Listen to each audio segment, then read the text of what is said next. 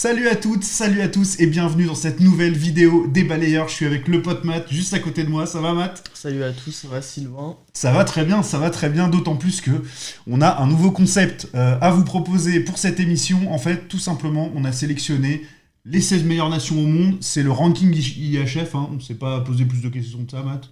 Non, on n'a pas fait nos 16 meilleurs joueurs du monde, c'est un format où on a pris les 16 meilleurs pays de l'IHF. On a respecté tout simplement le classement, donc il n'y a pas de boycott, C'est rien ça. de bizarre. Et c'est un joueur par nation. Voilà, tout simplement. Vraiment Voilà. intéressant. Exactement, et donc on va procéder à un tirage au sort qui va compléter notre tableau, et puis après il y aura des match-up, voilà, des petits matchs entre chaque joueur, et puis on va voir qui se termine en haut de la pyramide, le meilleur joueur de sa nation, et en tout cas, et au-delà de ça, le meilleur joueur du monde, tout simplement.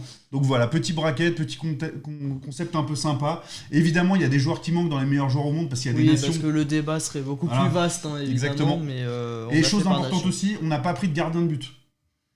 On a Non, pris que des joueurs de champ. c'est vrai. On le fera peut-être Que sur des les... attaquants même, on peut aller plus loin. Exactement, que des attaquants. Et si le concept vous plaît, eh ben, on passera sur une vidéo des défenseurs et des En gardiens. vrai, ouais, Voilà. c'est qui est le meilleur attaquant du monde? Et voilà, qui est le meilleur attaquant Ça. du monde, tout à fait. Exactement. Donc on passe tout de suite au générique et puis après on se retrouve pour ce tableau, ce bracket des meilleurs joueurs du monde. Allez, let's go, c'est parti.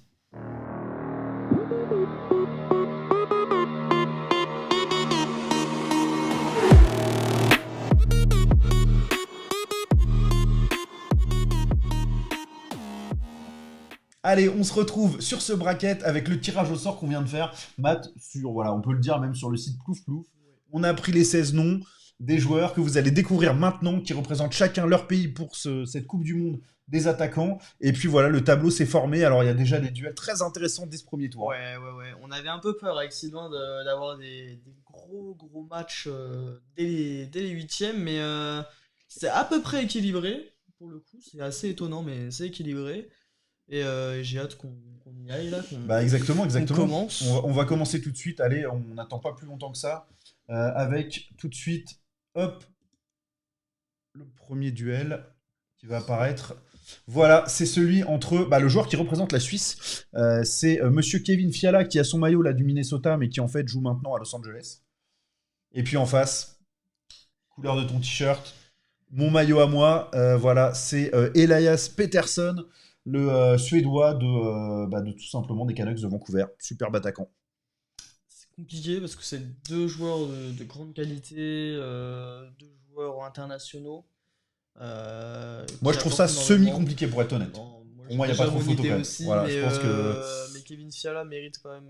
Je Ouais, pense c'est qu'il aurait un- pu, ouais. il aurait pu mériter d'être en quart. Mais pour moi, ce sera Elias Pettersson parce que. Allez, je le suis d'accord jeu, avec toi. Le patinage, Exactement. la vitesse d'exécution, tout ça. Il est un petit peu tout en plus de Kevin Fiala. C'est un joueur de franchise. Il est plus jeune. C'est un joueur sur lequel on a envie de construire une franchise, quoi. Donc Exactement. voilà, on va le choisir pour ça. Hop, on le voit, il apparaît tout de suite et on a le deuxième duel dans la foulée entre eux. On est parti côté gauche là, hein, du bracket Ouais. avec Oliver Bjorkstrand, joueur qui aussi a changé de maillot. Hein. Là, on le voit avec le maillot de Columbus, si je me trompe pas. Ouais. Mais Et dorénavant, maintenant, il est au Kraken de Seattle, exactement, face à un joueur qui, lui, est resté fidèle aux Boston Bruins. C'est bien sûr, vous l'aurez reconnu, David Pastrnak, qui est l'attaquant numéro 1, tout simplement. Hein, Avec de son cette équipe. flow incroyable, en vrai, cette tête, l'aura Ouais. qu'il amène, en fait, il fait sourire lui-même à son visage. Moi, j'ai encore les images du Winter Games Exactement. avec les lunettes de soleil. Ouais, c'est vrai. J'adore ce joueur, cette réelle légende de Boston. Et moi, je pense que ça reste Pastrnak qui va Bah, bien remporter. évidemment, c'est Encore David le second Pastrnak. choix qui C'est passe, sûr, mais, c'est sûr. C'est le meilleur joueur des Boston Bruins. il y a pas de débat. Désolé au Danemark. Mais, Ouais, c'est ça. On part sur une élimination pour le Danemark rapidement et sur un duel qui s'annonce au tour suivant de dingo quand même. Hein. Entre Pasternak et puis premier vainqueur de ce duel, Elias Pettersson, ça va être un truc de dingue. C'est vrai. Là, on va pas hésiter très longtemps non plus entre ces deux joueurs-là. Donc voilà, Leon Draisaitl des Oilers d'Edmonton, je sais pas si vous l'avez reconnu. La particularité du hockey, c'est que parfois, on les voit tellement avec les casques que parfois Oui, sans ça, les c'est casques, vrai, ça, c'est vrai, voilà, c'est on les vrai. reconnaît pas, hein, Ouais, on n'est mais pas il y en a sûr. qui ont limite des visages différents avec un masque. Moi, je me suis déjà fait C'est vrai, c'est vrai. avoir plusieurs fois comme ça. Je me dis, mais c'est bizarre, Bah oui, il a on, pas la les- même tête, ouais, c'est un masque. on imagine le visage en fait, mais c'est pas forcément le même. Donc voilà, c'est Leon Draisaitl avec son maillot des Oilers, côté gauche de l'écran de l'image. Et puis à droite, un joueur, alors là, si vous le connaissez par contre, chapeau. Ouais. puisqu'on est sur Pas sûr que- Mikhailis. Ouais. Bah, selon moi, le meilleur joueur kazakhstanais. Kazakh. Kazakh. Kazakh. Kazakh. Kazakh, Ouais, moi, je dirais. kazakhstanais. Oui, non, Ouais, ça se dit pourquoi, je kazakh, je pense. sais pas. Mais non, mais c'est que. Il y a beaucoup d'années. Tout à fait. Non, le Kazakhstan, les joueurs kazakhs, bah, il n'y en a pas en NHL. Ouais, c'est En tout vrai. cas, il n'y en a plus. Et puis, ils jouent pas non plus dans des ligues. Il y avait Aris Bastana Ils font en plutôt KHL. des sports équestres, les Kazakhs. Voilà, le hippisme Mais, au rendez-vous. mais Et une voilà, sortie de route rapide, c'est sans un problème. joueur qui a vraiment une bonne production offensive en KHL. Et puis, c'est le meilleur Kazakh en KHL. Donc, deuxième meilleur championnat du monde, ou en tout cas pas loin. Donc, c'est pour ça qu'on l'a choisi. Mais Très bon joueur, mais bon, malheureusement, voilà, la machine Draisaitl en il peut pas face, concurrencer face à Draisaitl. régulièrement en tête des On a pointeurs choisi, ou dans les meilleurs pointeurs de NHL. Qu'on a choisi pour sélectionner l'Allemagne, mais qui aurait pu très clairement. Ah oui, double nationalité pour Monsieur Leon C'est Draisaitl. assez fou. On a appris ça. Découvert en préparant la vidéo. Qui est aussi Léon tchèque. est aussi tchèque. Voilà. Alors qu'il est né en Allemagne, il a toujours joué en Allemagne et en Amérique du Nord. On ne sait pas d'où il tient cette nationalité. Peut-être que vous le savez, dites-le nous. On ira se renseigner, mais voilà, il dispose aussi de la nationalité. Ouais, c'est un truc de dingue, effectivement. Donc voilà, victoire de Leon Draisaitl pour ce duel. Celui du dessous, alors vous le connaissez peut-être ou pas, celui de gauche, mais en tout cas, il y a un pays où ils le connaissent très bien. C'est son pays, la Lettonie, Zemgus Girgensons. Ouais, un joueur de NHL également. Des Buffalo Sabres. Exactement. Et qui a fait un All-Star Game, les amis. Pourquoi ? Parce que la NHL avait gracieusement ouvert les votes au monde entier et qui est arrivé en tête des C'était les votes. fans qui devaient sélectionner. Exactement. Zemgus est arrivé en tête des votes. Ouais, et puis en plus, c'est pas un pays qui est très très nombreux, mais. Ah, mais ils c'est sont des fans de fous fou. hockey, Ah, là-bas, ils sont donc, fans de fou de hockey. Ouais, ça a donc, dû créer 10 comptes NHL pour le All-Star voilà. Game. Si là on avait fait un sondage au niveau mondial, je pense que Auston Matthews aurait perdu potentiellement. Ah, ouais. Malgré- potentiellement. c'est possible. Ah, quoique peut-être que tous les Mexicains auraient voté pour lui parce que. Ah, Et oui, petite en info, effet. mais ça je le savais avant qu'on prépare l'émission. Auston Matthews est aussi mexicain. Voilà, il a aussi Ça se le voit. passeport mexicain. Ça se voit. Donc quand on imagine La un peu, moustache. il y a moustache, il y a un style. Il y a un style. Non, il a voilà. un flow. Et là, on voit Il y a un- l'ensemble ouais. de son visage, contrairement au carré du Ouais, bâtiment. c'est ça. Non, mais. C'est un joueur avec lequel on a envie d'aller au front. En tout cas, Auston Et Matthews puis, qui est les vraiment, Maple voilà. Leafs misent beaucoup sur lui, Auston. Donc il n'y a pas Excellent photo, hein, attaquant, pas photo pour les un buteur Ouais. hors pair et victoires des États-Unis là sur ce duel et d'Auston 8-0. Matthews. Ouais, t'es un Non, mais- peu moins, mais bon. c'est pas le même style de joueur non plus. Alors, on continue avec ce côté de tableau. On fera l'autre côté après. Et comme ça, ce sera marrant de découvrir qui s'affrontera en finale, etc. Alors là, le duel, les amis, c'est cassage de tête absolu entre Elias Pettersson et David Pastrnak. C'est dur, hein. Comment on peut se sortir de ce duel-là ? C'est extrêmement compliqué. Ils n'ont pas tout à fait le même âge quand même. Donc, pas le même nombre de saisons derrière eux. Ils Pas ont un réellement impact le qui est profil. quand même très fort chacun dans leur équipe. C'est extrêmement difficile. Moi, j'ai je- beaucoup de mal à... Moi, mon- À l'heure actuelle, mon si choix est voilà, fait. si t'as le choix entre les deux, t'es DG, tu prends lequel? Moi, je prends. Ah, non, parce que là, c'est compliqué parce que tu me dis Ah que ouais. t'es DG, donc moi, je vais miser sur Ah oui, l'avenir. bon, ok, bon, ouais, Mais t'as... je suis sélectionneur. Il me Ok. reste une place, j'ai deux choix. Ok, Je pense que je prends Pasternak. je suis assez d'accord avec toi. Je suis assez d'accord avec toi. Duel européen de très haut niveau, là, entre les deux. J'adore Elias Pettersson. Après, est-ce que... C'est très très dur comme. Boston est quand même une équipe et une franchise beaucoup plus costaud aussi, Ouais, puis c'est un Donc, joueur légendaire aussi. qui met plus en valeur Il y a ses le joueurs. statut aussi qui Ouais. peut-être qui m'aide à faire ce choix pour Pasternak et le flow. Moi, j'étais pas On décidé. juge pas au flow, Moi, j'étais mais- pas décidé. Toi, t'as un petit truc pour Pasternak, donc écoute, on va pense, partir ouais. là-dessus. Mais Pasterson aussi, les qualités, etc. c'est- Et là, est-ce que tu t'amuses là?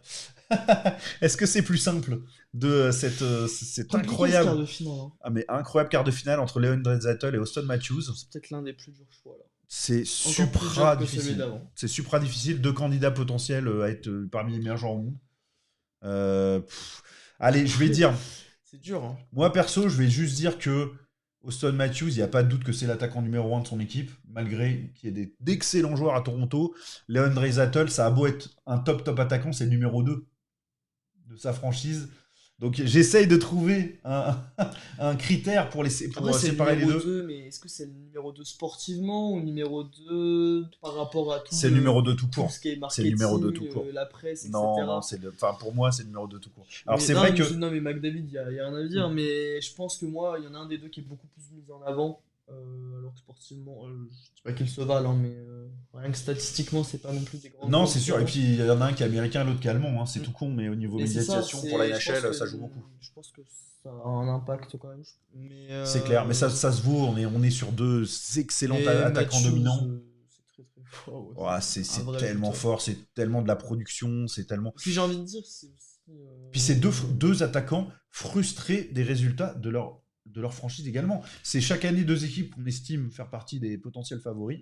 Ouais, puis Peut-être plus un peu plus c'est des Toronto, mais clutch quand même. players aussi, les Ouais. deux. Et puis, Très Toronto très dur de mise très dur de beaucoup comparer. sur Matthews, donc moi je vais te suivre. C'est Ouais, un je petit vais mal de dire crâne, mais Matthews. moi je dirais Matthews. Mais Voilà, pas grand Recital, chose. voilà, pareil, il aurait pu aller au tour d'après, puis là on va faire choisir un choix pour la finale. Pasternak ou Austin Matthews. Pasternak ou Austin Matthews. Même ne serait-ce que de me le dire, j'ai plein de critères en tête, je sais pas comment les différencier, quoi. Je trouve que chacun a vraiment des domaines où il est hyper dominant. Il y a Allez, je te pose la même question que tout à l'heure. Ouais, si T'es je suis... sélectionneur, ouais, t'as une ouais, place, tu choisis ouais. lequel des deux, c'est Ah bon. putain, l'enfer. L'enfer. J'aurais un petit truc pour Pasternak, parce que il y a la win. C'est un mec qui gagne, qui a gagné avec Boston, qui continue de gagner, qui est, voilà, je pense que les résultats de sa franchise pendant son passage sont quand même excellents, quoi. Ouais, et puis il est fun. Et puis non, puis c'est un, Non, mais puis, il y a- puis moi, petite en touche fait, d'Europe, tu non, vois. c'est Petite Laura. touche d'Europe. C'est Laura qui l'amène aussi. C'est particulier en fait. Peut-être que tu ressens pas du tout la même chose que moi, mais Mm. quand je pense à Pasternak, c'est vraiment le gars un peu fun et quand même concentré. Tu sais, c'est pas le gars hyper trop sérieux, hyper rigoureux et tout. C'est le gars qui a un talent énorme, une production énorme. Moi, j'ai envie de dire, comme J'ai ça, envie je de te dirais choisir Pasternak. Pasternak Moi aussi. aussi, mais Matthews, à la fois, c'est l'avenir. C'est Bah, un gars après, il est c'est un demi-finaliste. gars qui est incroyable C'est pas en mal. termes de sur la glace, etc. Je sais pas, en termes de niveau aujourd'hui, Ah, la je pense que production de Matthews Matthews intapable. est devant. Ouais. Mais est-ce que t'as pas envie d'avoir plutôt un... Après, c'est le bracket des balayeurs. Eh oui, on fait ce qu'on veut, On fait quelque ce qu'on part. veut. Et puis le vôtre sera peut-être pas le même. Mais moi, j'ai envie de dire Pasternak. Toi? Moi aussi. Toi aussi? Pasternak en finale pour être le meilleur Incroyable. joueur du monde. Ouais, mais on adore ce joueur, hein. Et puis aujourd'hui... Oh, et là, Allez. on passe Ah, là, l'autre on partie du repart. tableau, Voilà. là. On repart au début, en quelque sorte. C'est-à-dire que là, on a 8 joueurs de ce côté-là de tableau. Et on a un premier duel entre la France et la Slovaquie. Mais c'est sympa aussi d'avoir déjà désigné un finaliste d'un côté et aller chercher le Ah second. ouais, j'adore ce format complètement. aussi. Waouh, putain, le cœur bat à fond pour Stéphane Dacosta, évidemment, parce que pour moi, techniquement, et je vais même, avec mon homme populaire opinion, le dire franchement et clairement, pour moi, Stéphane Dacosta est un des plus grands talents techniques du hockey mondial. Point à la ligne. Pour moi, c'est le top des talents techniques du hockey mondial. Purement techniquement, il n'y a personne quasiment qui s'assoit à la table de Stéphane Dacosta. Sur un geste, sur une qualité de passe, un shoot, il est incroyable, je trouve. Après, physiquement, voilà, il y a d'autres choses qui sont très importantes dans le jeu nord-américain qui ont fait qu'il n'a pas percé par rapport à ce qu'on attendait de lui. Mais purement techniquement, pour moi, Stéphane Dacosta, c'est dans les meilleurs joueurs au monde, techniquement. Donc ça, déjà, ça fait que pour moi, il a un point très fort à marquer là-dessus. Après, Non, mais il avait le talent en plus pour s'imposer. Moi, c'est j'en avais une immense parlé frustration. avec, Une immense frustration qu'il n'ait pas réussi en j'en NHL. avais parlé avec des entraîneurs professionnels en France, et c'est pareil, étrangers en plus, donc qui connaissent un peu le système nord-américain, et qui me disaient que il aurait largement pu s'imposer dans le top La 100 des NHL, c'est joueurs une histoire NHL. d'opportunité, et malheureusement, il est pas De tombé au bon choix moment. aussi, Ouais. ouais, c'est ça, opportunité, de choix, de contexte. Surtout le Un peu tout contexte. ça, ouais, un peu Et tout ça. c'est Mais un en mélange face, de tout ça. en face, on n'a pas un peintre. On a Thomas Tatar qui est un excellent joueur de NHL. Il fait pas partie du gratin, mais bon, on l'a beaucoup vu à Montréal. Il avait une production très intéressante. C'est un joueur qui est beau à voir jouer en plus, qui est quand même intéressant. Là, c'est Colorado qui va le chercher. C'est pas un hasard. Colorado, c'est un candidat au titre. Ils vont pas le prendre pour Bah, c'est l'un des distribuer derniers les boissons. champions, hein. Voilà. Donc il y a quand même en face un joueur de NHL installé qui lui a eu la réussite ou en tout Oui, cas fait les bons production choix. offensive, etc. Du coup, c'est très difficile. Canadien de Montréal. Après, moi, j'ai donné mon avis formel enfin fondamental sur ce qu'était pour moi Stéphane Dacosta, c'est-à-dire un des plus grands talents techniques du hockey mondial. Est-ce que ça en fait un vainqueur de ce duel? Je suis pas sûr. Objectivement, celui qui a la meilleure carrière, c'est Tatar. Ouais, je suis d'accord. Mais le talent, le joueur en lui-même. Et puis en plus, équipe nationale, bah, c'est un peu dur de comparer les deux, mais bon, la Slovaquie est quand même au-dessus de la France. Il y a eu un peu plus de moments clés, de vécu à ce niveau-là que au côté Slovaquie que côté France, quoi. Bon. Ouais, je pense que. Si on oublie un peu si notre on côté, reste dans le côté ouais. bracket, c'est notre bracket. On a envie de faire passer Dacosta, mais il faut être honnête, mais honnêtement, c'est plutôt Tatar qui devrait s'imposer sur ce duel. Même si ça fait mal, on va passer tout de suite à la suite pour oublier ce qu'on vient de voir et l'élimination du joueur français. Mais bon, il aurait pu largement être devant certains. Ouais. C'est juste que là, il est tombé sur un joueur qui a déjà pas mal d'expérience en Bah NHL ouais. et de saison. Donc là, par exemple, face à un Marco Rossi, ça aurait été intéressant le duel quand même aussi. Mais là, le pauvre Marco Rossi en face de lui, il a pas Stéphane Dacosta, il a Mikko Rantanen. Et Mikko Rantanen, c'est quand même une machine. C'est quand même l'attaquant numéro 2 de l'Avalanche du Colorado derrière Nathan McKinnon. Je pense, en tout cas. Ah non, on peut se le dire clairement. C'est top 10, top 15 des attaquants faciles de top 10, je pense. Ouais. Des attaquants de NHL. Voilà, il n'y a pas vraiment photo pour moi sur ce duel-là. Je sais pas ce que toi t'en penses, mais bon. On peut dire tout le bien du monde du joueur autrichien, mais pas de souci. Le choix est fait sur l'écran. C'est Rantanen qui a été choisi par. Incroyable cette bestiole là qui nous poursuit. Si vous avez vu le live de dimanche, c'était déjà le cas.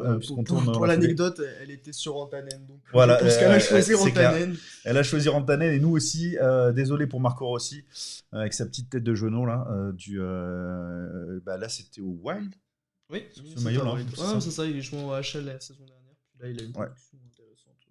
Ouais. Victoire de Mikko Rantanen. C'est pour ça qu'on l'a choisi parce que de toute façon, un joueur autrichien, il n'y avait pas grand monde. Donc la Finlande qui passe ce tour.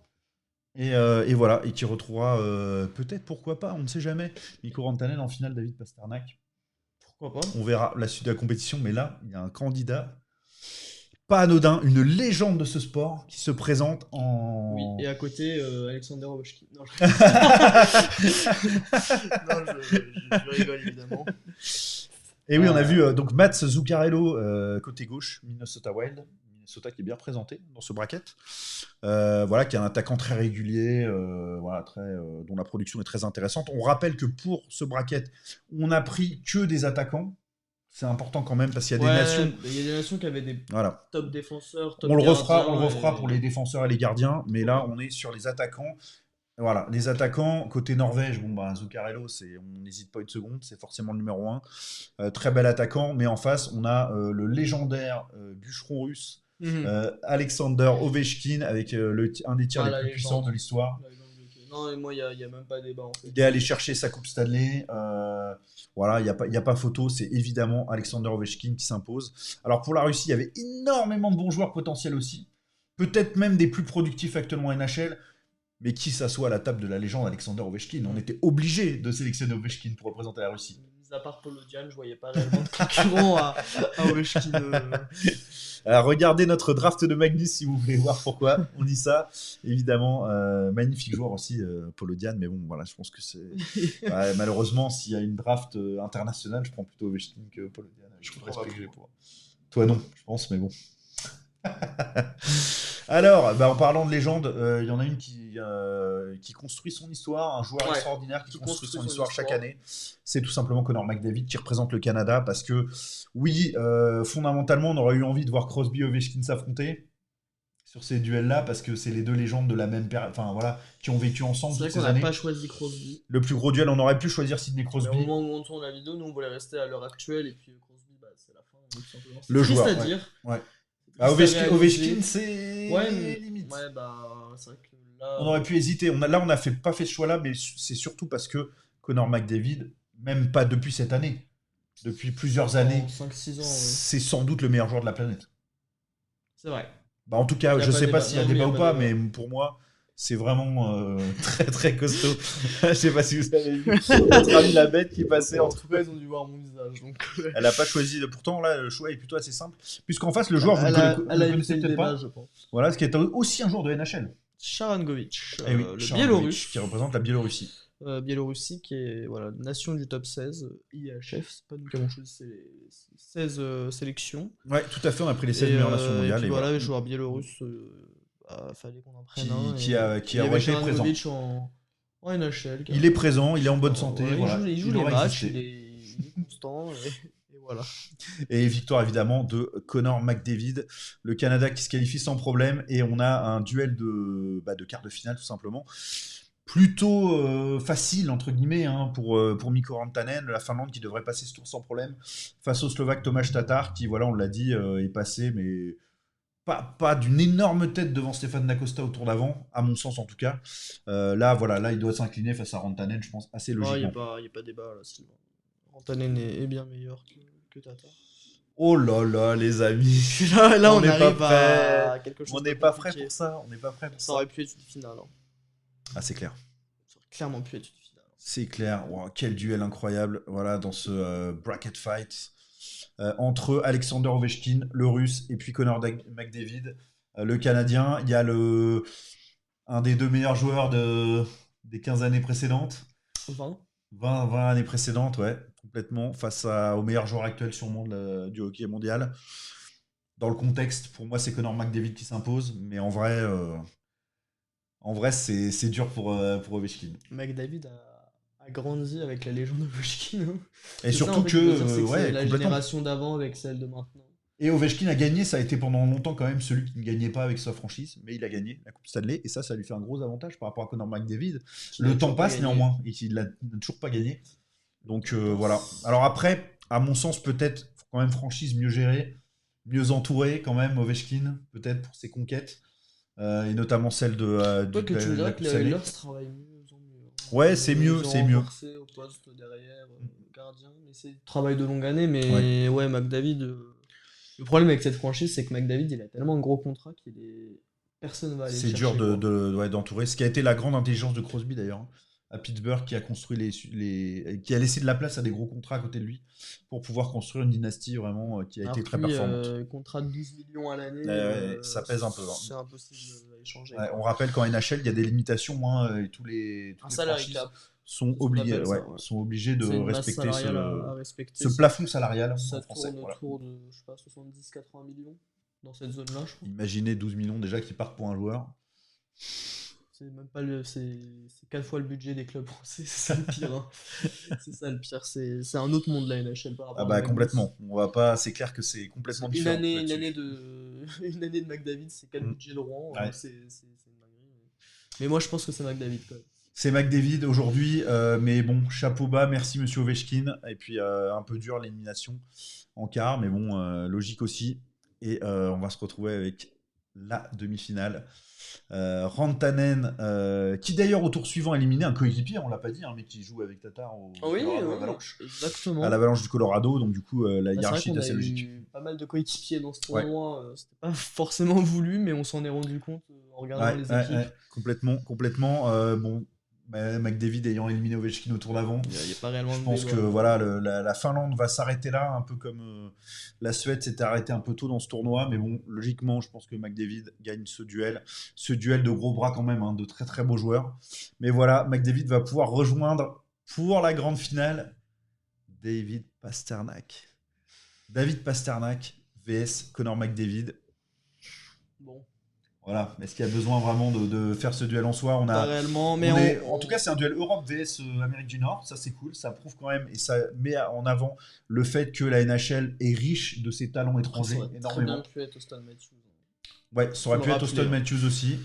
Mais on avait un top 3 là probablement. Il n'y a pas de petite finale en tout cas. Tu l'as déjà dit, le meilleur attaquant du monde, tactiquement c'est McDavid. En tout cas, statistiquement, il a des standards.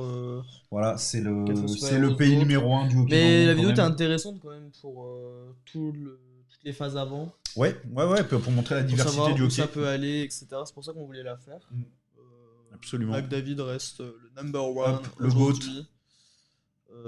On notera quand même, voilà, donc en On va direct. repasser tout de suite, ouais, évidemment, en facecam, parce que c'est pas très intéressant là ce qui se passe là. Non, mais en fait, on évidemment. va le faire le titre si vous voulez faire votre bracket à vous. Ouais. N'hésitez pas et puis on verra qui est votre champion. Et en voilà. tout cas, surtout, quel tirage au sort vous avez fait? Parce que nous, amusez-vous à faire le tirage au sort. Ouais, sur plus flou, vous mettez le nom des Ouais. joueurs. Et puis... C'est amusé, vous pourrez peut-être avoir qui sait un duel fratricide au tour d'avant, comme on a failli en avoir un, Ça se nous, trouve, dans le tirage au sort. Dacosta ira loin. Hein. Et peut-être que Dacosta peut passer plusieurs tours. Donc voilà, autant on n'a pas de surprise sur le vainqueur Conor McDavid, on s'y attendait un peu quand même.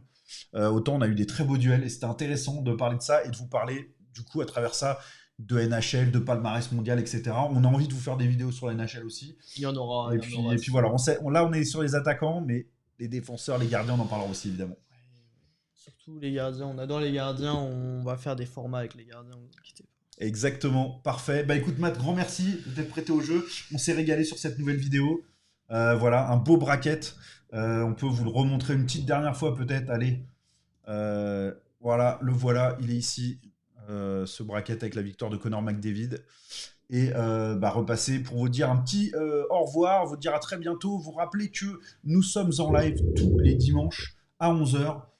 Sur Kik, tout simplement, le Kik des balayeurs, et puis sur un petit peu partout sur Facebook également, mais principalement sur Kik, là où vous pouvez intervenir en direct avec nous dans le chat. Voilà, vous ferez partie aussi de ceux qu'on peut voir nous rejoindre en direct dans le live avec le petit cas de Kik en haut à droite de la vidéo. Exactement. Soyez le plus nombreux possible, continuez de nous soutenir de cette manière-là. On vous publie de toute façon les replays aussi, hein, que vous puissiez découvrir si vous n'étiez pas là le dimanche en fin de matinée pour nous suivre, nos vidéos. Et puis voilà, tous les mercredis, on s'amuse avec des concepts comme celui-ci. On espère que la Coupe du Monde des attaquants mondiaux vous a plu avec la victoire de Conor McDavid. Et puis on vous dit, Matt, tout simplement, à très vite sur les balayeurs. Continuez de nous suivre sur nos réseaux, sur Insta, sur TikTok, sur Facebook et puis bien sûr sur Kik également. Merci.